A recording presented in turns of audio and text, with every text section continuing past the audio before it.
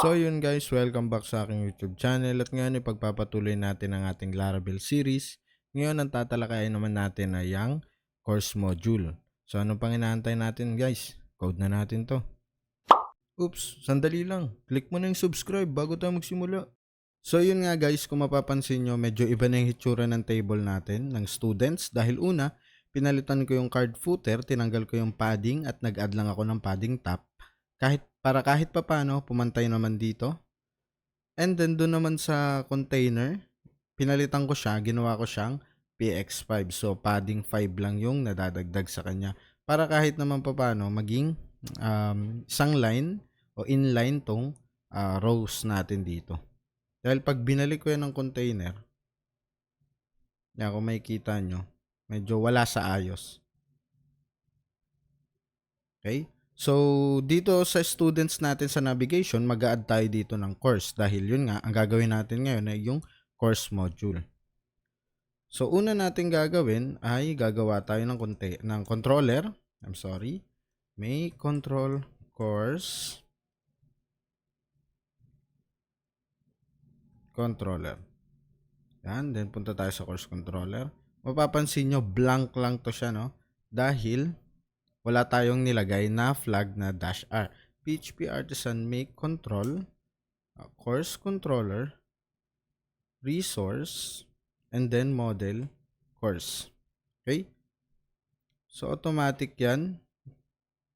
Nagagawa ng methods. So, proceed naman tayo sa app natin. Then, hanapin nyo lang yung students. Copy nyo lang to. And then, paste. Lagay natin dito, course. Then, courses index. Refresh natin. So, magkakaroon to ng error dahil wala siyang mahanap na courses index na route name.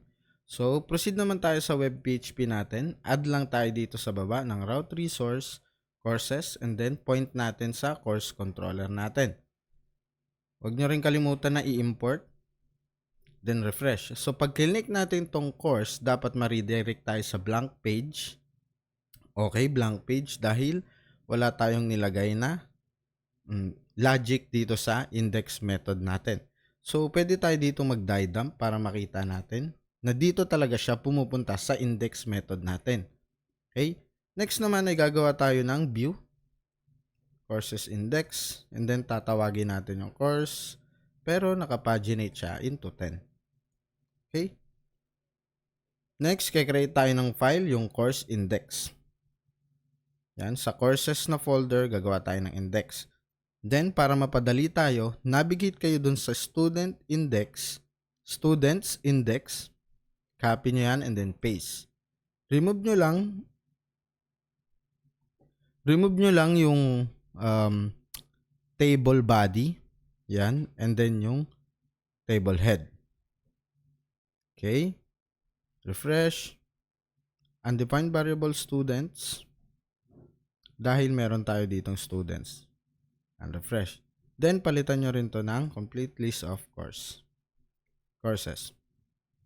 Okay? Yung add new student, palitan din natin add new course.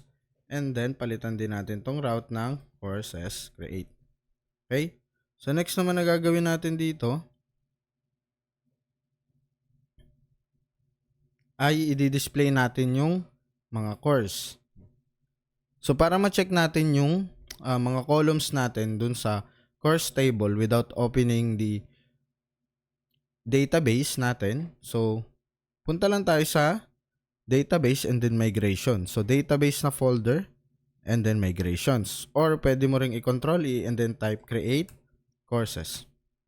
So, meron tayong course ID, course name, and department. So, meaning to say, kailangan natin i-load dito sa page natin yung tatlong yan. Plus, magkakaroon pa tayo ng actions na column. So, 4. So, gawa lang tayo dito ng T-head and then TR, TH, course ID, course name, and department. Tapos, add na rin tayo ng actions. Refresh lang natin. Medyo, lagyan lang natin ng konting design to. Lagyan natin ng text uppercase and text center. Next naman na gagawin natin, yung table body. So, for each data as, hindi, mali. Courses as course and for each. Yan. Lagay lang tayo ng tr, then td, course ID, course name, department, and then leave muna natin na blank tong action. Okay? So dito sa department, naloload natin siya without calling the relation na with department. Okay? Pero guys, hindi maganda na ganyan yung gawin nyo, na wala kayong ilagay na with, dahil magkakaroon kayo niyan ng n+1 query problem. Okay? So, ang nangyayari niyan, kada isang record, parang okay. Ito, ganito. Parang ganito siya. So, to make it simple, ang nangyayari niyan, kada isang record, nagkakaroon din ng query, ng another query, para sa department. So, imagine niyo guys, kung meron kayong 100 records. So, sa isang record, magka-query na naman siya para sa department table. Pupunta siya sa department table para mag-query. Then, yung another record, ganun din yung gagawin. So, makakapagpabagal yun ng application nyo. So, kaya kailangan yung maglagay dito ng with na department. Para mas makita natin siya guys, install tayo ng Laravel debug bar. So, install lang natin to sa GitHub. So, yan. Click natin to. And then, copy lang natin tong composer require and then paste natin dito.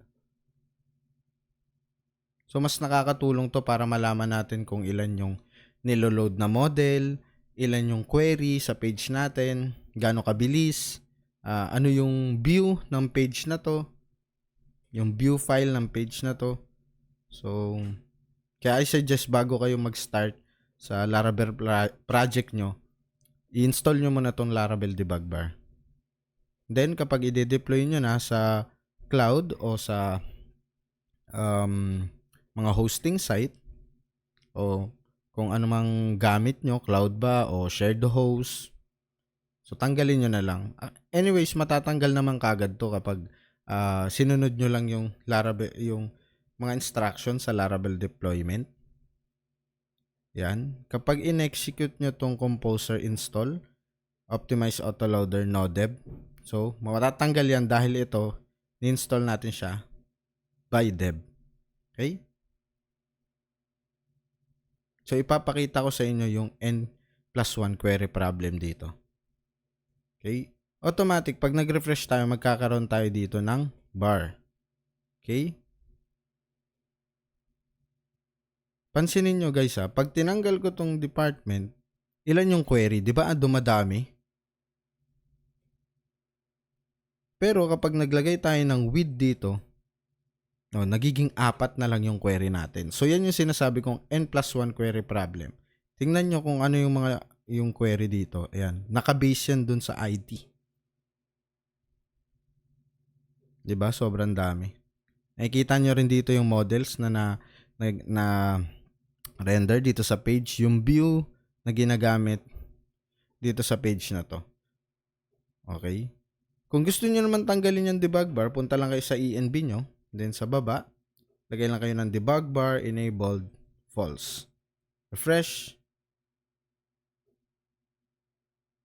Medyo matatagalan dahil nagre-refresh din yung env natin. No? May kita nyo yan dito. PHP, ayan nag-stop siya and then nag-restart dahil dun sa environment modified. So, kapag nag-modify ka ng env file mo, may restart din yung server mo. Okay? Yung sa artisan serve. Okay? So, true lang natin to. So, magkakaroon na naman yan ng restarting server. Then, refresh. Proceed naman tayo sa pag-display ng department name.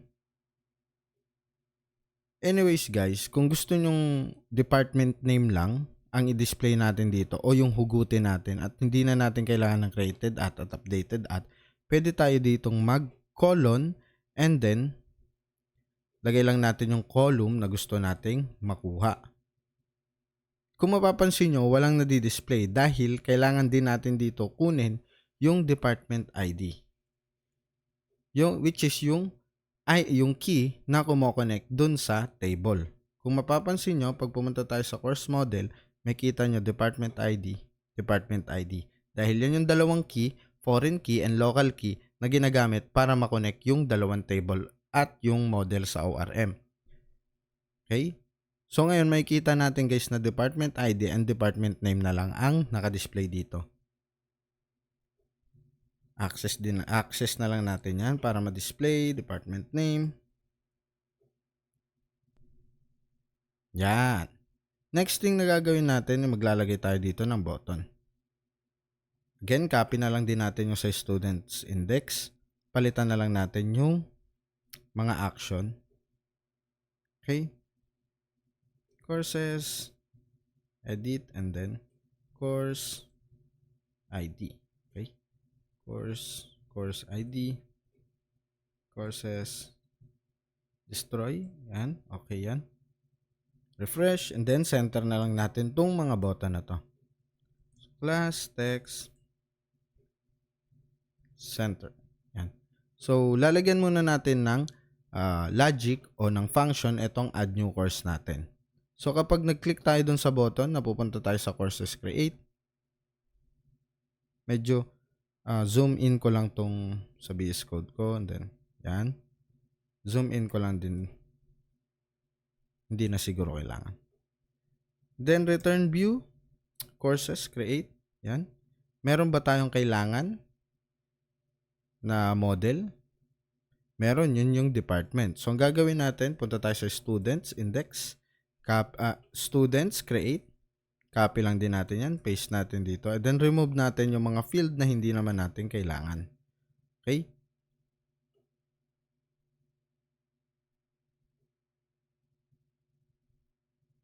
Tanggalin din natin to. Itong birth date. Last name. First name. Yan. So, kailangan lang natin dito ng select para sa department and input field o input text para sa course name. Dahil yun lang naman yung kailangan natin lagyan. Course name and then department. Ngayon, ang gagawin natin dito, palitan lang natin to ng course name. Yan. Tapos dito naman, lagyan din natin dito ng course name. And then dun sa baba, which is department. Okay. Then, sa controller natin, pull natin yung departments. Yan. Then, include natin sa ating view departments. Import, wag natin kalimutan. For each departments as department and for each option, department ID, department ID, and then department name. Refresh. So, ito. Nakukuha na natin. Nadi-display na natin yung department. Next is papalitan din natin to ng department. Sa taas naman, okay na. Ngayon, kapag nag-save tayo, dapat mapunta siya dun sa sa method natin na store. Okay? So, paano natin gagawin yun? Palitan natin ito ng courses. Then to rin, create course form. Refresh. Save. Okay? So, tingnan natin kung napupunta siya sa store method. Yan. So, napupunta siya. So, lagyan naman natin dito ng this validate. Request. Then, course name. Required. Unique. Yan. Next naman yung sa department.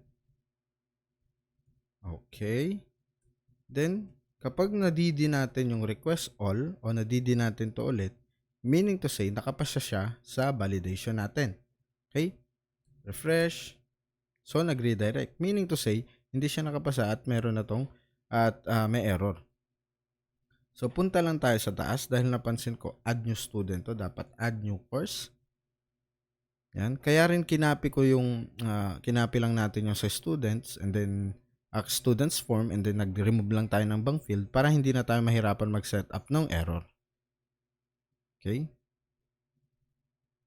Then, kapag nakapasa siya sa validation natin, mag-create lang tayo ng new course with new course name and kung saan siya belong na department ID.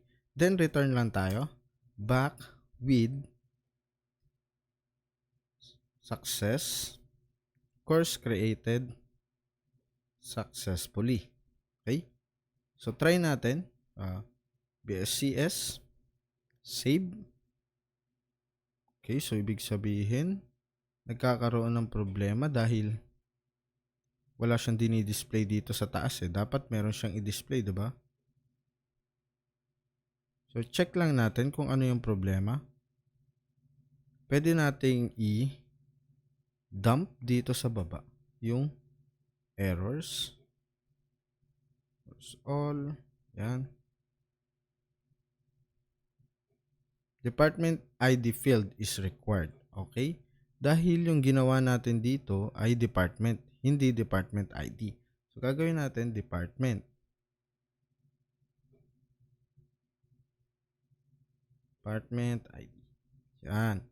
Then, dito naman, department 10.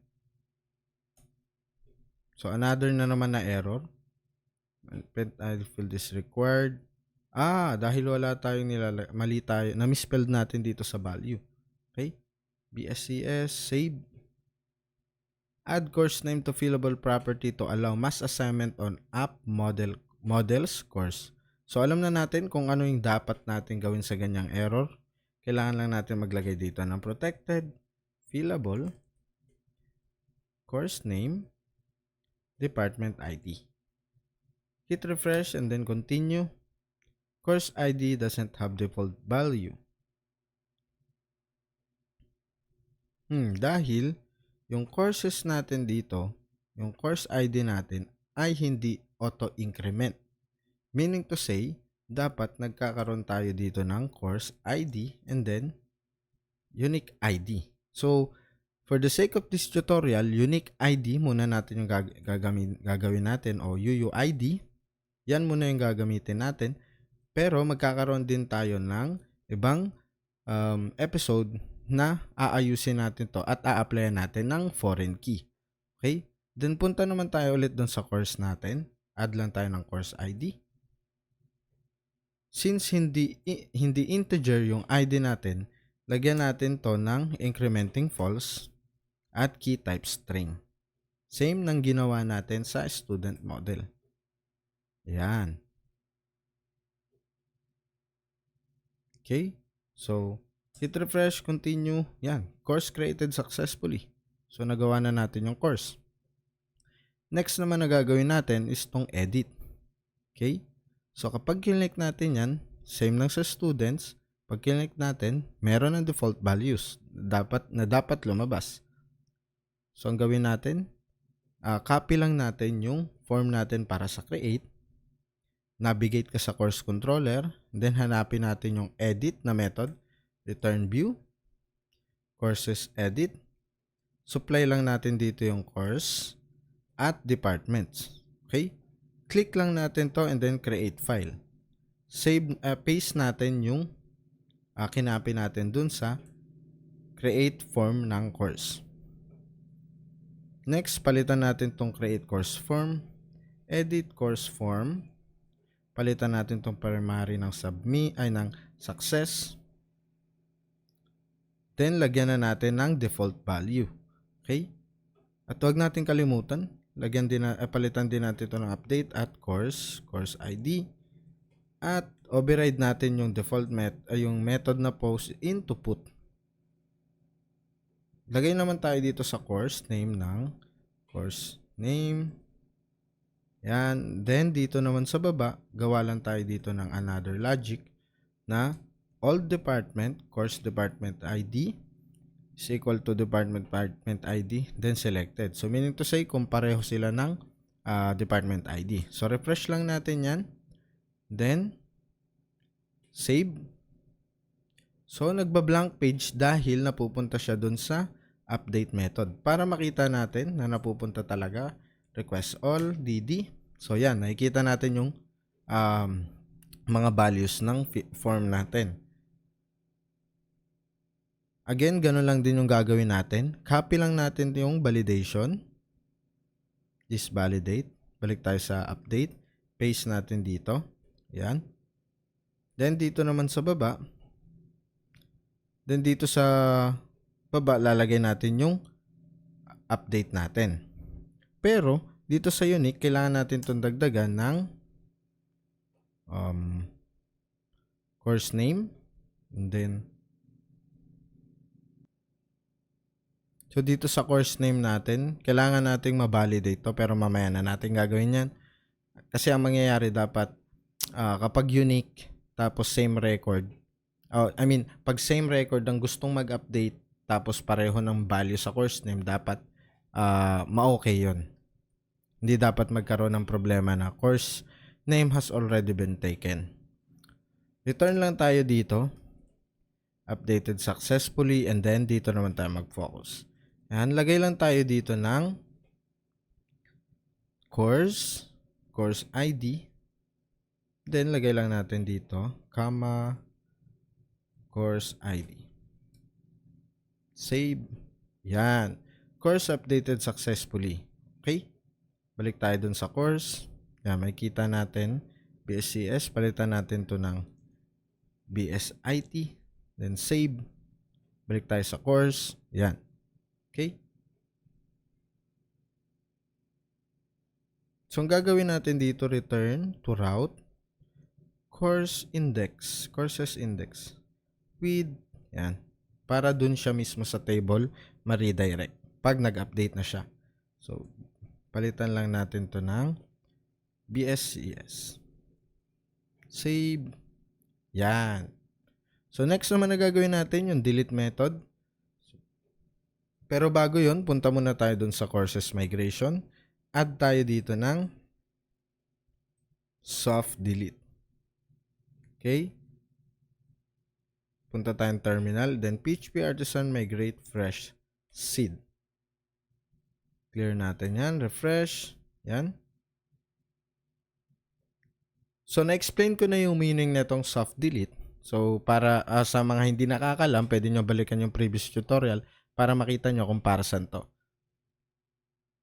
Punta naman tayo dito sa index natin ng course. So, meron na tayong na setup dito since nag-copy nga lang tayo dun sa students natin na index. Then, gagawin lang natin dito is dump muna natin yung course para makita natin kung nai-hit niya ba. So, nai-hit niya yung method na yun. So, ang gagawin lang natin, course delete, and then return back. Refresh, continue. So, yun. Nakagawa na tayo nung delete. Yan. Meron tayong kulang dito which is yung links sa baba. O yung pagination. Punta lang tayo dito. Courses. Links. Refresh.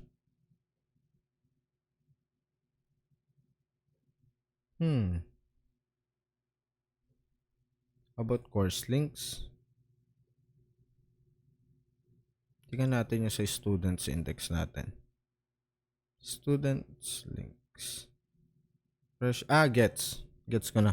Kaya wala siyang dinidisplay dahil sinet natin yung pagination natin into 10. Pero hindi umabot ng 10 records to. Kung makikita natin dun sa index, 10. So, pag pinalitan natin to ng 2, yan, magkakaroon tayo dito ng pagination. Okay? So, maraming salamat guys at dito na nagtatapos itong tutorial natin. Maraming salamat sa mga nanood. At kung nagustuhan nyo na to, kung nagustuhan nyo itong tutorial na to, huwag nyo kalimutang mag-like, comment, share nyo na rin itong video to sa mga kakilala nyo o sa mga kagusto nyong Kapper Programming. Subscribe na rin kayo dito sa channel para mas maging updated kayo sa mga ginagawa nating tutorial. So, every weekend, nag-upload ako ng bagong tutorial, Laravel, Node, all about web development. So, hanggang sa muli, yan lang guys. Salamat.